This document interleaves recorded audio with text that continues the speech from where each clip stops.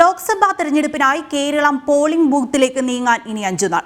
താരപ്രചാരകരെ ഇറക്കി അവസാനഘട്ട പ്രചാരണത്തിലാണ് മുന്നണികൾ. ബുധനാഴ്ചയാണ് തെരഞ്ഞെടുപ്പ് പ്രചാരണങ്ങളുടെ കലാശക്കൊട്ട്. ലോക്സഭാ തെരഞ്ഞെടുപ്പിനായി 5 ദിവസങ്ങൾ മാത്രം ശേഷിക്കെ മുന്നണികൾ കടുത്ത പോരാട്ടത്തിലാണ്.